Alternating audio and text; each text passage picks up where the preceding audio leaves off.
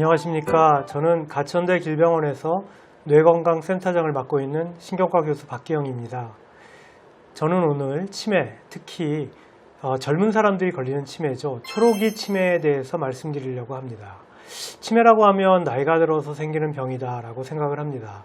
실제로 치매는 65세 이상에서 많이 발생하고 우리나라도 예외는 아닙니다. 왜냐하면 우리나라가 평균 수명이 가장 길고 고령화도 세계에서 가장 빠르기 때문입니다. 우리나라 65세 이상 치매 환자를 보면요.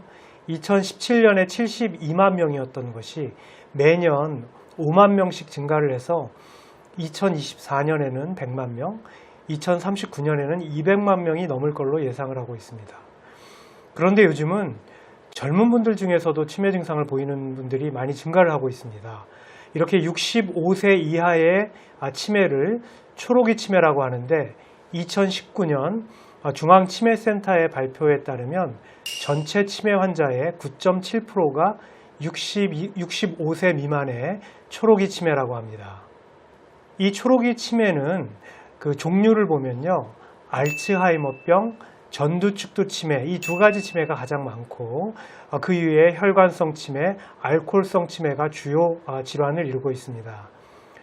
초록이 치매의 특징을 보면 가족력이 있는 경우가 많고요. 유전되는 치매의 경우에는 20대에서 40대에도 발병을 할 수가 있습니다. 노년기 치매에 비해서 악화 속도가 훨씬 더 빠르고요. 기억력 저하 이외에 다른 증상이 먼저 나타나는 경우가 많기 때문에 치매가 아니라고 생각하는 경우가 굉장히 흔합니다. 초록이 치매 중에서 가장 많은 빈도를 차지하는 것은 역시 알츠하이머병인데요. 이 알츠하이머병은 1907년에 독일 정신과 의사죠. 알로이스 알츠하이머 박사가 가장 처음 보고를 했습니다. 1901년에 그 51세 여자 환자인데요. 이름이 어거스트 디터라고 하는 환자입니다. 이 환자가 알로이스 알츠하이머 박사를 찾아왔습니다. 이 환자의 증상을 보면요. 기억력이 떨어지고 그 남편에 대한 의부증하고 망상이 굉장히 심했다 그래요. 이런 이상행동과 정신착란 증상을 보이다가 4년 만에 사망을 했습니다. 이 사망한 후에 알로이스 알츠하이머 박사가 이 환자의 뇌에 부검을 실시를 했고 뇌 조직을 검사한 후에 이 환자의 뇌에서 노인반 그리고 신경섬유 소체 이런 것들이 많이 쌓여 있는 것을 관찰을 했고 이런 젊은 사람들에게도 치매가 발생한다라고 처음 보고했습니다. 이후에 1910년에 알로이스 알츠하이머 박사의 스승인 크레펠린이 이 병을 알츠하이머 박사의 이름을 따서 알츠하이머병이다라고 명명을 하자라고 제안을 했습니다. 그 이후에 우리는 이런 병을 알츠하이머병이라고 부르게 됐죠. 그런데 당시 첫 환자의 나이가 50대였기 때문에 당시에 이제 어떻게 생각을 했냐면 노년기에 발생하는 치매와는 전혀 다른 젊은 나이의 치매다라고 생각을 해서 프리시나일 디멘시아 그러니까 우리나라 말로 번역을 하면 초록이 치매 이렇게 불렀습니다.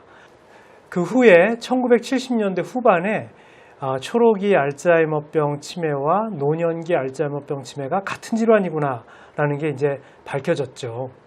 여러분들도 다 아시다시피 주로 65세 이후에 발생을 하고 전체 치매의 한 60에서 70%를 차지를 합니다. 기억력 저하가 가장 첫 번째 증상이고요. 이후에 다른 인지기능 장애가 나타나다가 환시, 환각 등 망상, 이상행동을 나타내는 이런 치매가 되겠습니다. 유명인들 중에는 레이건 대통령 그리고 백건우 피아니스트의 부인이죠. 윤정희 배우가 이 병을 앓아서 굉장히 유명해진 그런 병이 되겠습니다. 그런데 초록이 알츠하이머병 치매는 전체 알츠하이머병 치매의 약 5에서 10%를 차지를 합니다. 초록이 치매의 가장 많은 원인이고요. 전체 초록이 치매의 약 3분의 1이 알츠하이머병 초록이 치매입니다. 이 알츠하이머병 초록이 치매는 25% 정도가 기억력 장애 이외에 다른 증상이 먼저 나타납니다. 예를 들어서 길찾기 등 공간지각력이 떨어지고 계산 능력 등이 떨어지는 두정엽 증상이죠. 이쪽 뇌입니다. 두정엽 증상과 언어장애 그리고 실행력 등 전두엽 증상이 초기에 굉장히 두드러지는 그런 특징이 있습니다. 그리고 이게 손이 많이 떨리고 보행이 느려지는 추체외로 증상, 다른 말로 하면 파킨슨 증상입니다. 이런 운동 증상이 자주 나타나는 특징이 있습니다. 초록이 치매 환자는 노년기 치매 환자보다 진행이 굉장히 더 빠르고요. 더 빨리 사망을 합니다. 가족력이 매우 흔한데 특히 초록이 치매의 10에서 15% 이하는 유전이 되는 가족형 알츠하이머병 치매입니다. 이런 가족형 알츠하이머병 치매는요, 20대 후반에서도 나타날 수가 있습니다. 그래서 여러분들이 드라마 기억하실지 모르겠는데 예전에 천일의 약속 이런 드라마가 있었습니다. 거기에 수혜 씨가 역할을 했던 그 역할, 그리고 내 머릿속의 지우개라는 그런 영화가 있었죠. 여기에는 손혜진 씨가 치매 환자 역할을 하셨었는데, 이런 환자분들이 실제 우리 그 생활에서 보인다면 이런 환자들은 우리가 유전이 되는 알츠하이머병 치매일 가능성이 굉장히 높다고 말씀을 드릴 수가 있겠습니다. 이런 초록이 알츠하이머병 치매는요, MRI에서 정상으로 보이는 경우가 굉장히 많습니다. 그래서 감별이 굉장히 힘이 든데요. 그래서 초록이 알츠하이머병 치매가 의심이 되는 경우에는 아밀로이드 펫 영상이라는 걸 우리가 찍어서 뇌 안에 아밀로이드가 얼마큼 많이 쌓여 있는지를 보고 우리가 확진을 할 수가 있습니다. 두 번째는 전두축두 치매입니다. 초록이 치매 중에서 알츠하이머병 다음으로 많은 치매가 전두축두 치매입니다. 주로 50대에 발병을 하고요. 뇌의 전두엽, 그러니까 이 앞부분이죠. 그리고 측두엽, 옆부분입니다. 이 측두엽이 침범이 돼서 나타나는 치매가 되겠습니다. 특징적으로 초기에는 기억력이 정상이기 때문에 치매가 아니라고 생각할 수 있습니다. 그리고 주로 굉장히 이상한 행동하고 언어장애가 주 증상이어서 과거에는 정신질환자로 오인이 돼서 정신병원에 입원하는 경우가 많았습니다. 이 전두축두 치매는요, 체코의 신경과 의사인 아놀드 픽이라는 분이 1892년에 처음 기술했습니다. 서서히 말을 못하게 되면서 좌측 측두엽이 위축이 되는 환자를 보고를 했습니다. 이 환자의 뇌를 부검을 해서 픽바디라는 것을 우리가 보고를 했고요. 그래서 그 이후에는 픽병이다라고 불리기도 했습니다. 전두축두 치매는 몇 가지 형태로 나눌 수가 있는데요.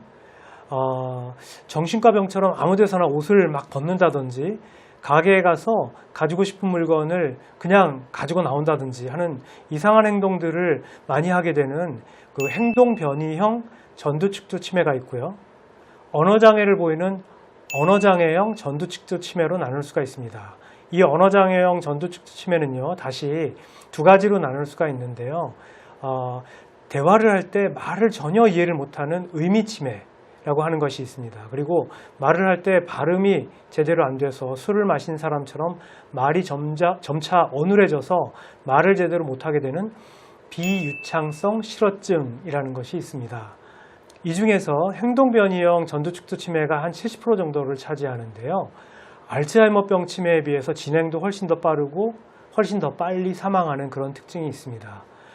이렇게 다양한 임상 증상을 보이는 이유는 그 기저의 병리 소견도 굉장히 다양하고요. 유전적인 소인이 굉장히 많이 작용을 하기 때문에 그렇습니다. 30에서 50%는 가족력이 있는데 세 가지 유전형이 제일 많다고 합니다. C9orf72, 프로그래뉼린, MEPT 이런 어려운 이름을 가진 유전자들인데요.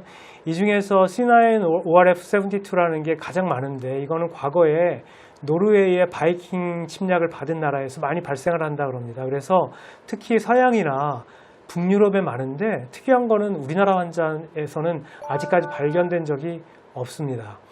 이 전두축두 치매가 무서운 거는 치료제가 없다는 그 이유 때문입니다. 그리고 특히나 이 전두축두 치매는 대부분이 그 65세 이하에서 발생을 하는 초록이 치매로 나타나는 경우들이 많기 때문에 경제 활동을 해야 하는 나이에 발생합니다. 그래서 경제적으로 굉장히 어려움을 겪는 경우들이 많아서 사회적으로 도움을 줄 수 있는 제도적인 기반이 반드시 필요하다, 이렇게 말씀을 드릴 수가 있겠습니다. 그 이외의 치매는요, 혈관성 치매와 알코올성 치매가 있는데요.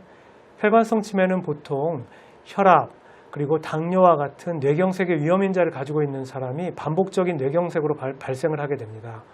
일반적으로 뇌경색이 발생을 하면 인지 능력이 나빠졌다가 유지를 하고 다시 뇌경색이 발생을 하면 다시 나빠지는 것을 반복하는 계단식 진행이 대표적인 경과지만 뇌 허혈 증상이 악화되면서 알츠하이머병과 같이 서서히 나빠지는 경과를 보이는 경우도 있습니다. 혈관성 치매 중에서 유전이 되는 치매가 있는데 이 치매가 젊은 사람들한테 주로 많이 나타납니다. 카다실이라고 얘기를 하는 병인데요. 이거는 상염색체 우성 유전을 하는 그런 질환으로 뇌경색이 젊어서부터 반복적으로 발생을 하게 됩니다. 주로 발병하는 연령은 25세에서 65세이고요. 일과성 허혈증이나 뇌경색 이외에도 편두통이 잘 생긴다는 그런 특징을 가지고 있습니다. 그리고 인지 저하는 그 기억력보다는 실행 능력하고 사고의 속도가 떨어지는 것이 주 증상이 되겠습니다. 이런 환자의 그 유전자를 검사를 하면요, 상염색체 9번에 NOTCH3라는 그런 유전자의 돌연변이가 발생을 해서 혈관의 섬유화가 서서히 진행을 하기 때문에 이런 그 뇌경색이 재발을 하면서 인지 기능이 떨어지는 증상을 보이게 되는 특징적인 그런 질환입니다. 그리고 알코올성 치매는요, 우리가 보통 그 술을 굉장히 많이 마시는 분들한테 나타나게 되죠. 술을 많이 마시는 그 알코올 중독 되신 분들의 그 특징을 보면 술을 마시면서 식사를 하지 않고 오로지 술만 드시는 그런 특성이 있습니다. 이렇게 되면 영양 섭취가 충분치 않아져서 전해질의 이상이 생기고 비타민 이상으로 치매 증상을 보이는 경우들이 많습니다. 이런 경우에 대표적인 증상을 보이는 병이 워니케 콜사코프라는 병입니다. 베르니케 콜사코프 증후군 이렇게도 얘기를 하죠. 주로 65세 초록이 치매의 약 10% 정도를 차지한다고 하는데 안구운동 장애하고 보행장애, 손떨림 이런 것들이 주 증상이고 이런 증상과 함께 기억력 장애가 나타나게 되죠. 주로 전두엽, 그리고 앞머리죠, 시상 하부 그리고 손해를 우선적으로 침범을 하기 때문에 그 인지장애뿐만이 아니라 중심을 못 잡고 손을 떨고 보행장애 이런 것들이 같이 나타나는 이런 특징을 보이게 되겠습니다.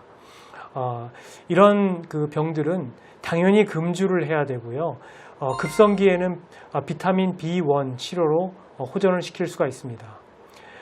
알코올을 섭취를 하게 되면 이렇게 영양분이 부족해서 나타나는 이런 치매 증상도 있지만 알코올 자체가 신경 독성을 유발하기 때문에 장기간 그 술을 많이 마시게 되면 치매 증상뿐만이 아니라 다양한 신경학적 증상을 동반하기 때문에 가능하면 술을 끊거나 최대한 줄이는 것이 알코올성 치매를 예방하는 길이 되겠습니다. 오늘은 저와 함께 65세 미만에서 주로 보이는 초록이 치매에 대해서 말씀드렸습니다. 감사합니다.